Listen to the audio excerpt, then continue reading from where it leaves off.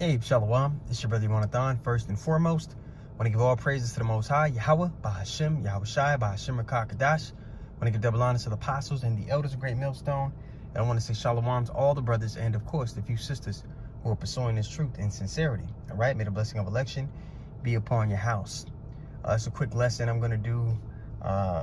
Just had another Israelite spirit come into the world, so I'm waiting to be discharged. I'm in the car right now, so I probably won't make it to camp tonight. So I'm doing this lesson in the car. So I'm gonna title this one don't take the brotherhood for granted. Okay, so you know, and a lot of us don't even have that privilege to be around, you know, other people, other men that are in this truth. But if you do have the opportunity, which is, you know, it is a small number of us that have that opportunity, it's something that, you know, you gotta cherish. You see some people, especially when people fall out or they get disgruntled, they take it for granted, man. They really do. All right? So, you know, this is the only body, so to speak, you can be a part of where you can come together in pursuit of righteousness. Okay? Hey, Shalom. Kazak. Where you can come together in pursuit of righteousness according to the Lord's will with like-minded individuals. And not just like-minded, but passionate about the coming of the kingdom. All right? Let's read Psalms 133:1 real quick. All right? That reads, "Behold, how good and well together in unity." Okay, so we come together with brothers that come in like-minded, of course. If you want to go, let's go to get 1 Corinthians 1:10 before I continue on, because we're all commanded to speak the same thing. So this is, you must understand, you know, just because somebody knows they're Israelite, it doesn't mean you could come together with them, because you guys have to be coming in the same spirit. This is 1 Corinthians 1:10. It reads, "Now I beseech you, brethren, by the name of our Lord Yahawah Mashiach, that ye all speak the same thing." So you can't come together with somebody who's teaching different things, all right? Because that's confusion, and the Lord is not the author of confusion. Hey, Shalom, Elder Menazakba. All right? It says, "Now I beseech you, brethren, by the name of our Lord Yahawah Mashiach, that ye all speak the same thing, and that there be no divisions among you, but that you be perfectly joined together in the same mind and in the same judgment." Okay? So we're talking about brotherhood here, but at the same time, just because somebody knows they're Israelite doesn't mean brotherly or they're a brother. But back to you know, the main point. I just left off of Psalms 133:1, and that says, again, I'll reiterate it, "Behold, how good and how pleasant it is for brethren to dwell together in unity." You got to realize, man, in this world, man, we're surrounded by degenerate spirits who are content with the evils that go forth in this society, or they turn a blind eye to it, and not prudent enough to see the destructive effects that Esau's wine, the wine of the wicked, has on their immediate life and the world. Okay? And there's not many who are willing to stand up against the evildoer. These are the men, all right, if you're fortunate enough to be around some of them, are the men that have the courage to actually stand up against Goliath in this time, the same as David did. All right, let's go to John, the 3rd chapter, and we'll start at the 19th verse. It says, "And this is the condemnation, that light is come into the world. Men love darkness rather than light." This is a dark world. The vibration, the thought process that's on the people, man, is perverse. As the ruler, so is the people. And we know the earth is given into the hand of the wicked. He's ruling. And he's a perverted spirit, man. All right, John 3:19. "And this is the condemnation, that light is coming to the world. And men love darkness rather than light." Like it says in Romans 1. Not only do they just love the darkness, not do they just, you know, let me just go get it, because it puts it beautifully. The people that are attached to the world, man, the same way we're passionate about righteousness and the kingdom coming, they're passionate about the darkness. They're passionate about evil. You know, it's Romans 1, and I'll start at let's just get to the point 32. Point I want is in 32, the last verse. It says, "Who knowing that," because before this, it lists off all these counterproductive characteristics that people in the world take. Those who are not guided by the spirit of Yahawah Shem Yahushua, They take on all these spirits in Romans 1 at the bottom. Starting 28 on down, all right?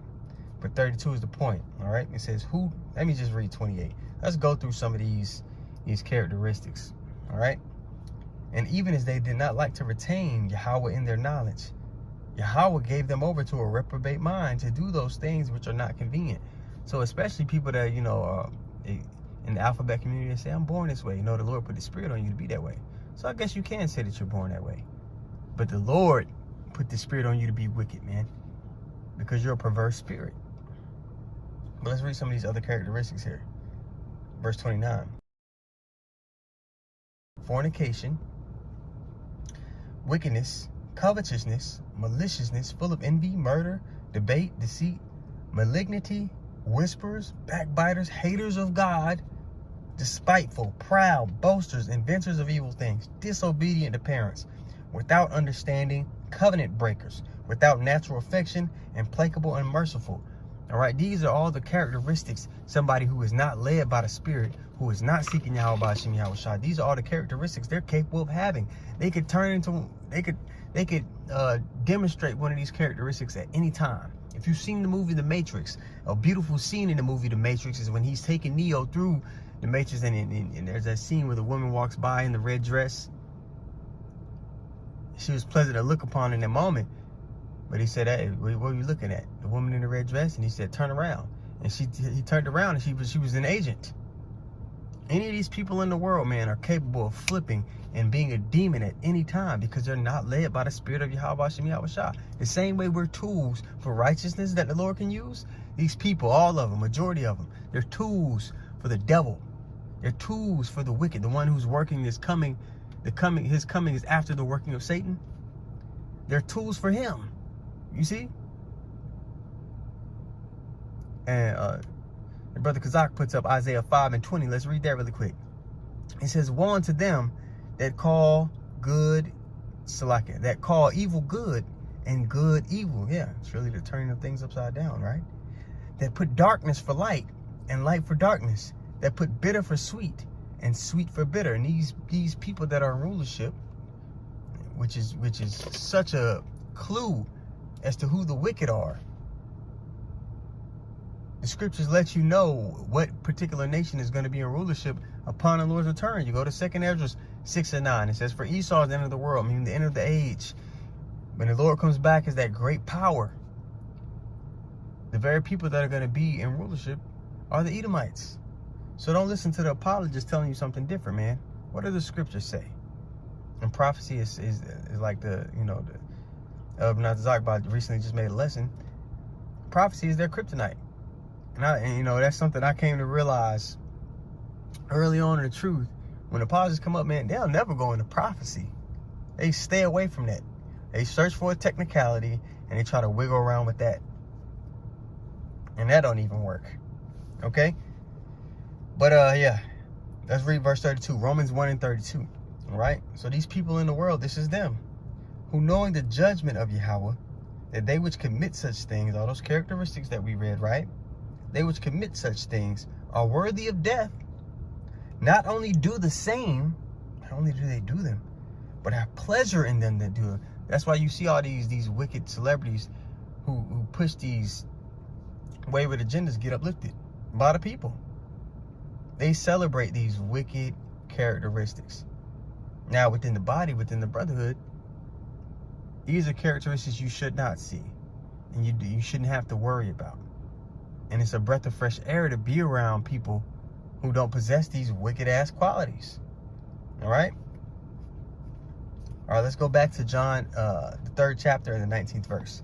Okay, it reads, and this is the condemnation that light is coming to the world, and men love darkness rather than light. All right, we just read all the characteristics and how they love darkness, and how they have pleasure in them that do commit those characteristics. They commit those actions. They have that vibration on them. Because their deeds were evil, verse 20. For everyone that doeth evil hateth the light. That's why they hate us. That's why they hated Yahawah Shai. He is the very light, and we come after him. All right?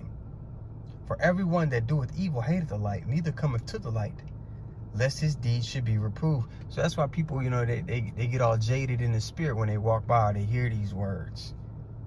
it condemns them, and they simply just want to do their wickedness in peace.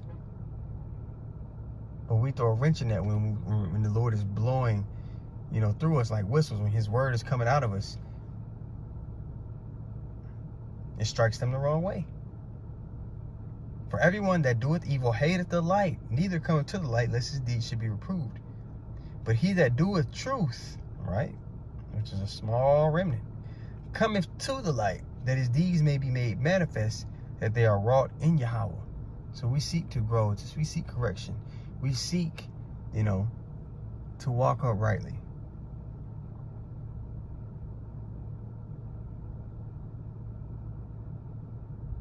We're the ones who have that. The Lord is endowed with that gift of faith to rehearse the righteous acts and to have that courage. All right? Having faith is going to come along with having courage as well. To have that courage to stand up against the evildoer. Okay? This is Psalms 94:14. Let's read that. For the Lord will not cast off his people, neither will he forsake his inheritance. But judgment shall return unto righteousness, and all the upright in heart shall follow it. Who will rise up for me against the evildoers? This question is posed. Who's going to rise up for the Lord, man? Or who will stand up for me against the workers of iniquity? All right? And the people in the world, man, the vast majority of them, they're workers of iniquity, man. It's simply what it is. All right? So, you gotta understand, when you long for righteousness, as we should, is to be just like Yahawah, man, because he was acquainted with grief. In this society, we're acquainted with grief. One of the few reliefs that we get from that, one of the few, breaks we get from that is being around brothers, being around people that's coming in the same spirit that you are. So the long for righteousness surely is to be acquainted with the very grief our Lord was acquainted with. All right, let's go get that. Actually, let's go to Isaiah 53, and we'll start at the top. And let me see here.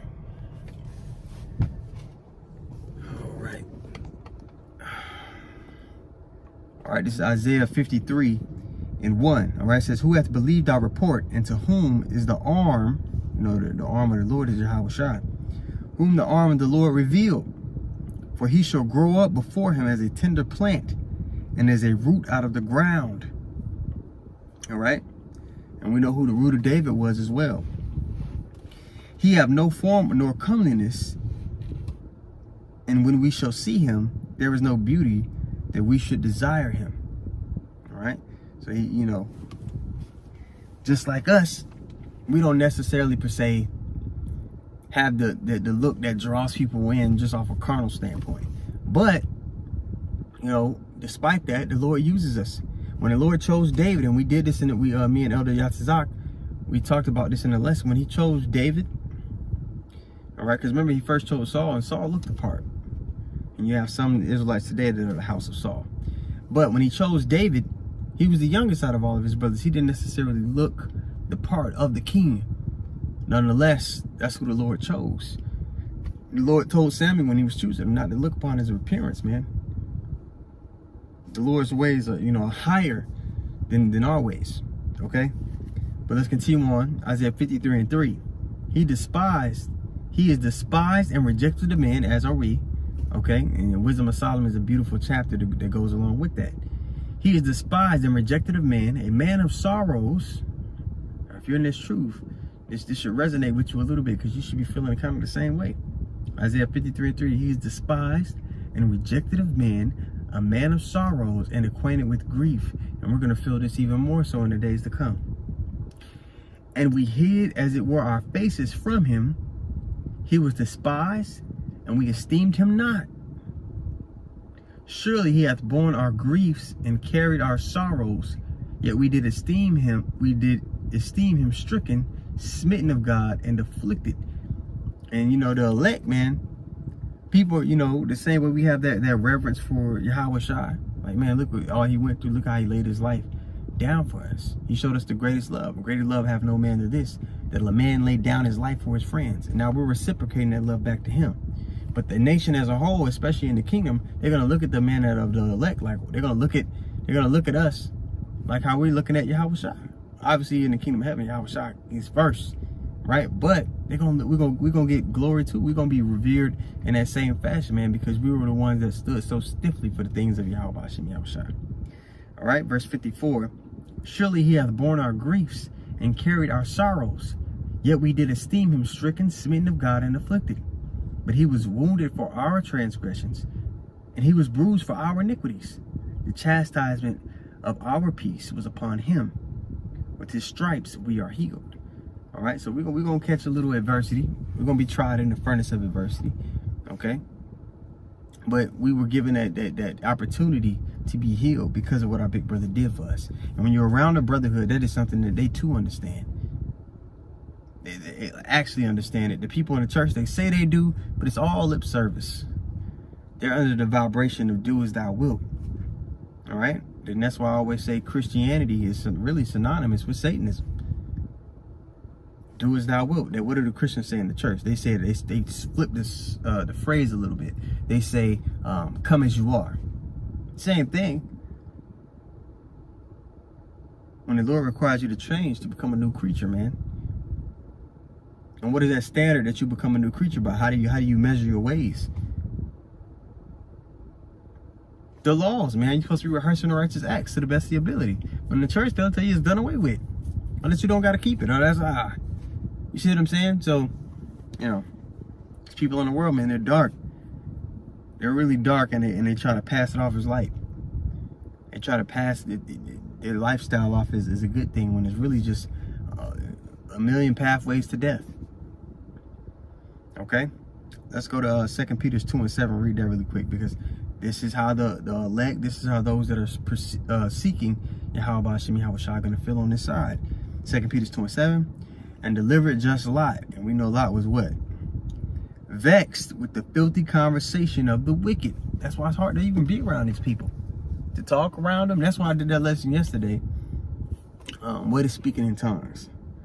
You know what I mean? I was around some people and they started making those damn onomatopoeia sounds. Now, understanding that the tongues, when you go to Acts 2:30, what was happening there?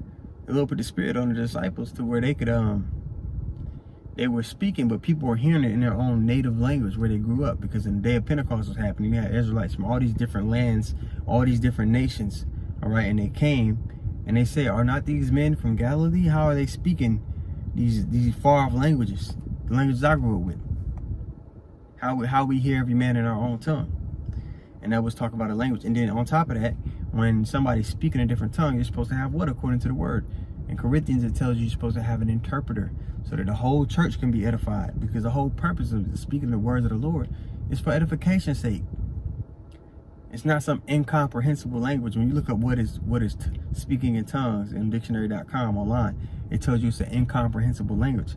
But in the scriptures, it tells you there has to be an interpreter there to interpret the language so that the whole church could understand, which means the language is supposed to be comprehensible. And on top of that, when Saul was knocked off of his horse, when Paul was knocked off of his horse, what language did the Lord speak unto him? Hebrew, because that is the holy tongue. That's the Paleo Hebrew. That's the Lashon Kadash. But these people, man, they just run with whatever BS that's made up in the world. I don't even know where that. I tried to find out where it originated from. That false BS. It was a language that can't be. I tried to figure. I couldn't even find it. It's just some shit they made up in the world. It's not even scriptural. And people are hard down, you know, fight you on it. But yeah, when I heard them doing that, I couldn't wait to get back to the car to do that lesson, because you know, obviously I'm not gonna bring it up and to these people. It's just like talking to a brick wall. It'd be like IUIC going up to those churches. It's pointless. We've been given our arenas in which to teach, man, which the highways and byways, chief places of concourse, and of course the unicorn. All right, this is how the line is going out throughout all the earth here. All right, continuing on.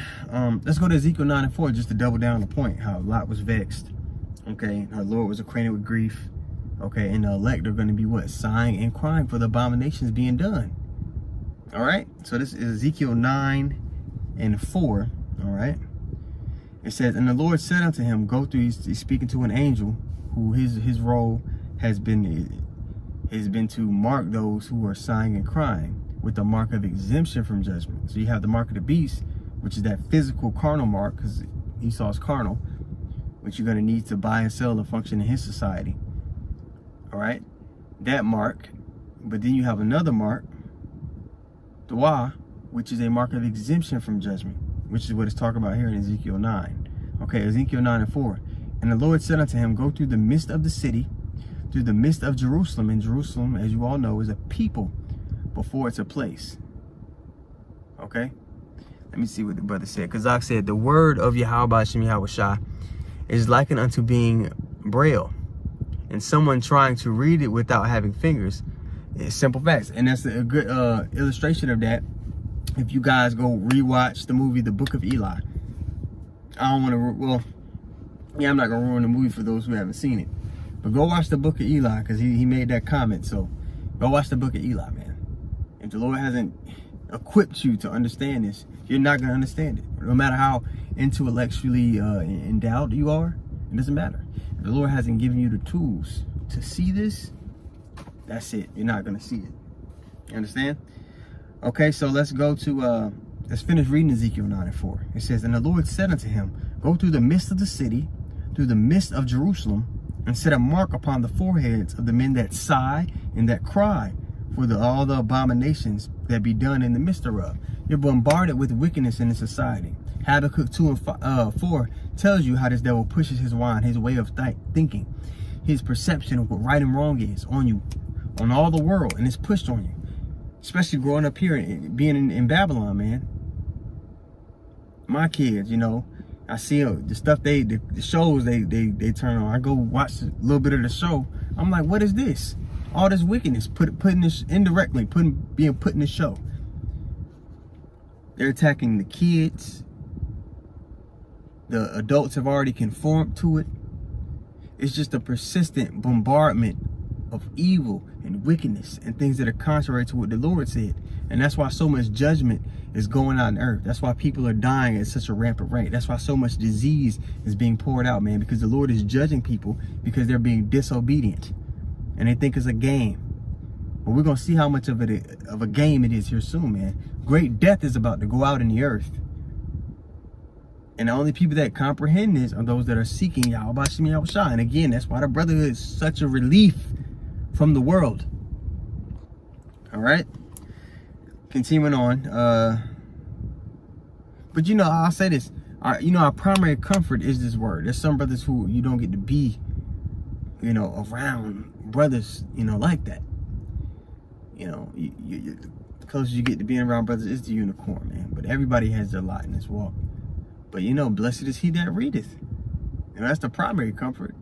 These words, you know, it embodies all that Yahawah was. He was the word made flesh.